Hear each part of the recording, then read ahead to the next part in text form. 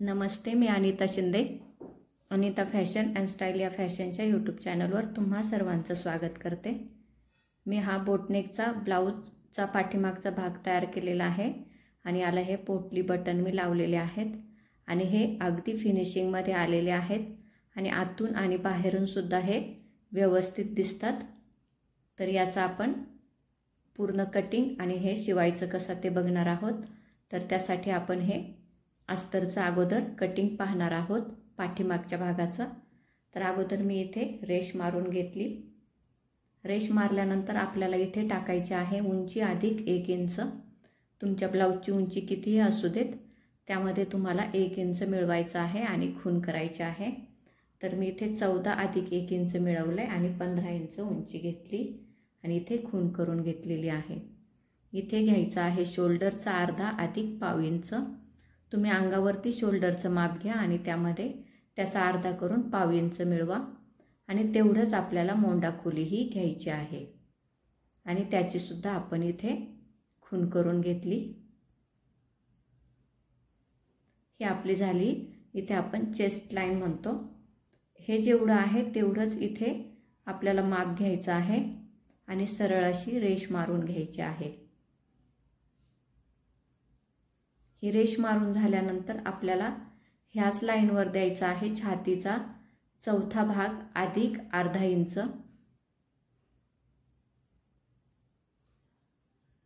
छातीचा चौथा भाग अधिक अर्धा इंच आणि खाली सुद्धा आपल्याला जेवढं वरती आहे तेवढंच खाली माप घ्यायचं आहे आणि सरळ हे जोडून घ्यायचं आहे.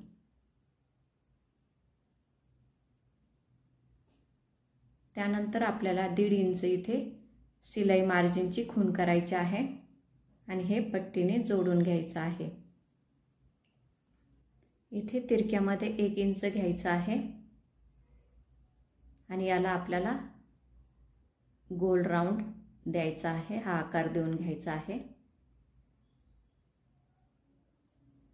त्यानंतर आपल्याला शोल्डर अधिक अर्धा इंच इथे घ्यायचं आहे आणि म्हणजे 4 इंच आपली गळारुंदी आलेली आहे.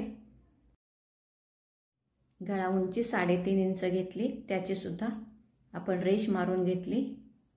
हे सुद्धा 4 इंच घ्यायचं आहे आणि हा आखून घेतल्यानंतर आपण तिरक्यामध्ये 1.5 इंच घेऊन याला गळ्याचा गोल असा आकार देऊन घ्यायचा आहे.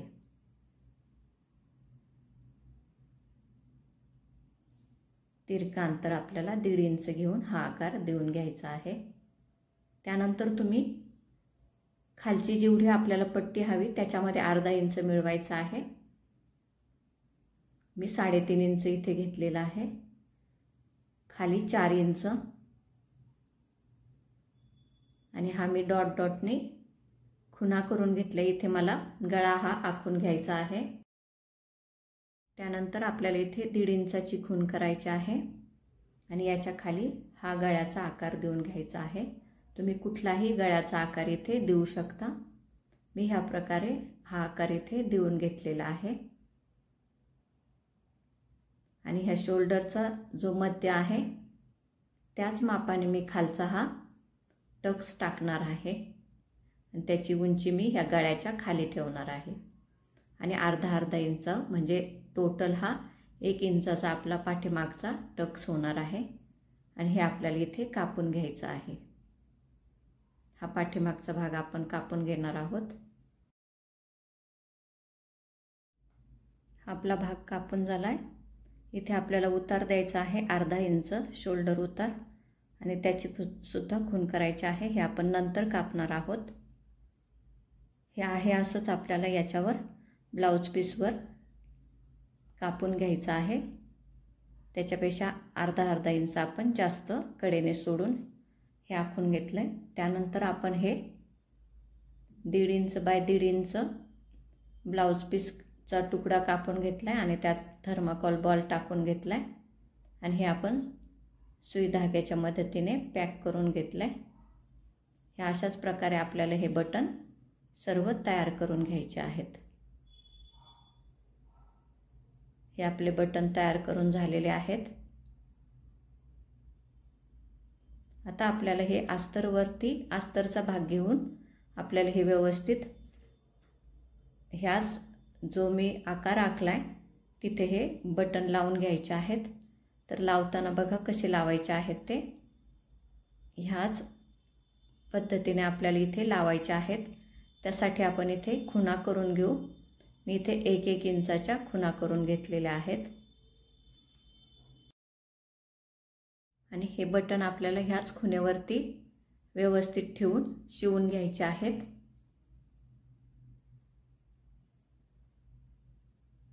आपण जे खाली मार्किंग केलेलं आहे त्याच्यावरच टिप ही व्यवस्थित आपल्याला द्यायची आहे आणि हे बटन सुद्धा व्यवस्थित ठेवून घ्यायचे आहेत।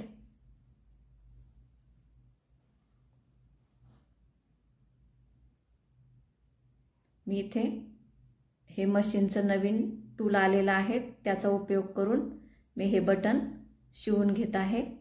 तुमच्याकडे नसेल तर तुम्ही तुमच्या साध्या मशीनच्या मदतीनेही इथे हे बटन शिवू शकता।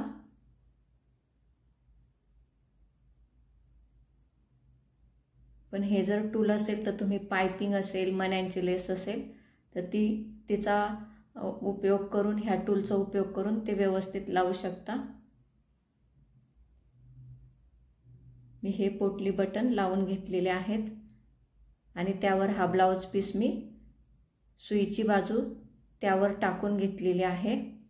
सुईची बाजू आतून जाईल अशा पद्धतीने टाकले आणि आपल्याला याच्या कडेने टीप टाकायची आहे। पण त्या अगोदर आपल्याला हे व्यवस्थित ठेवून घ्यायचं आहे। मी इथे पिन लावून घेतली आणि हे व्यवस्थित पकडून आपल्याला इथे 5 नंबरची टीप टाकून घ्यायची आहे, जेणेकरून आपलं अस्तर आणि हे ब्लाउज पीस पॅक होईल, हलणार नाही।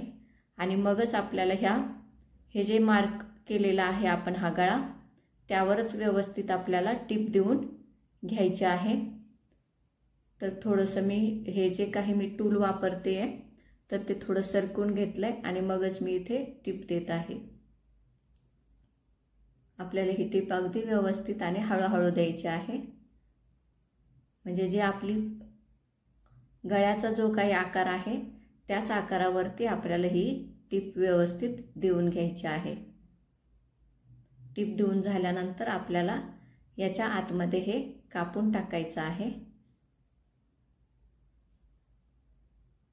आपण हे कापून घेतलं त्यानंतर आपल्याला सिलाई मार्जिन पासून अंदाजे पाव इंच ठेवून आपल्याला हे राहिलेला भाग हा व्यवस्थित कापून घ्यायचा आहे।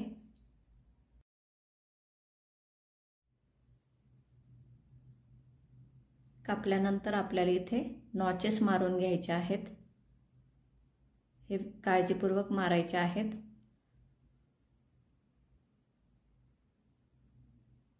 हे नॉचेस मारून झालेत।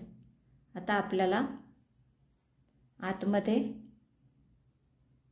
हा भाग व्यवस्थित टाकून घ्यायचा। ही टीप आपण मारली होती ती आपण काढून घेतली आणि हे पलटवून घेतलंय आणि आपला हा गळा असा तयार झालेला आहे। याच्यावर आपल्याला टीप देऊन घ्यायची आहे,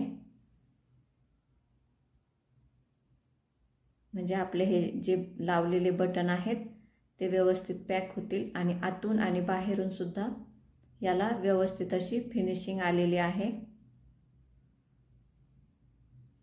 आणि आपलं हे पोटली बटनचा गळा हा शिवून झालेला आहे। त्यानंतर आपण हा गळा कापून घेऊन याला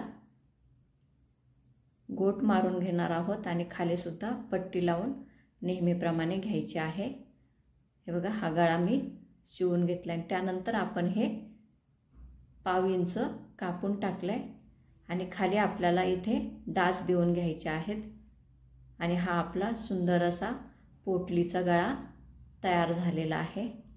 तर तुम्हाला हा व्हिडिओ कसा वाटला ते कमेंट करून सांगा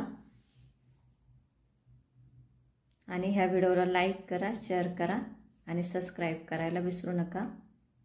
तुम्ही हा व्हिडिओ शेवटपर्यंत बघितला त्याबद्दल धन्यवाद।